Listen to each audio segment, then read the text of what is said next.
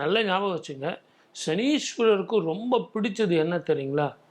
உடல் ஊனமுற்றவர்களுக்கு நீங்க உதவி செஞ்சாலும் சரி, தான தர்மங்கள் செஞ்சாலும் சரி, அன்னதானம், வஸ்திர தானம் செஞ்சாலும் சரி, இது உங்களுக்கு மிகப்பெரிய பிரீத்தியா இருக்கும். நெறைய பேரு எள் தீபம் நல்லெண்ணெயில போடுங்க அப்படின்னு சொல்லுவாங்க. இதனுடைய உண்மையான தத்துவம். ஆனா உலகத்திலேயே மிக ரகசியமானது முதல்ல தெரிஞ்சுங்க. ஏன்னா நம்ம டெம்பிள் எக்ஸ்பிரஸ்ல முதல்ல நான் உங்களுக்கு புரிய வைக்கணும்னு நினைக்கிறேன். எல்லா தானியங்களும் அதனுடைய விதைகள்ல இருந்து தான் முளைக்கும்.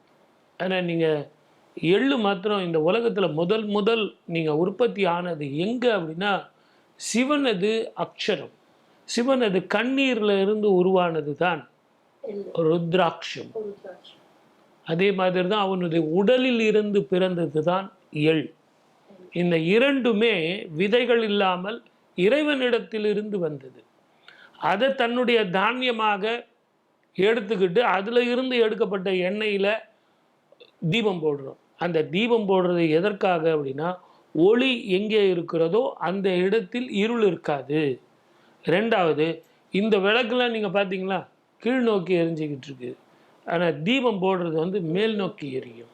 இதை எல்லாத்தை விட அந்த ஜோதியில் இருந்து கிடக்கக்கூடிய ஒரு சின்ன உஷ்ணம் இருக்குது பாருங்கள், அதுதான் சிவம். இதை எல்லாத்தை விட அந்த தீபம் போட்டால் எனக்கு என்ன பலன், எப்படி கிடைக்கும், சனீஸ்வரனுடைய அருட்கடாட்சம் எனக்கு எப்படி கிடைக்கும்னா, இதெல்லாம் உஷ்ணத்தை கொடுக்கும்.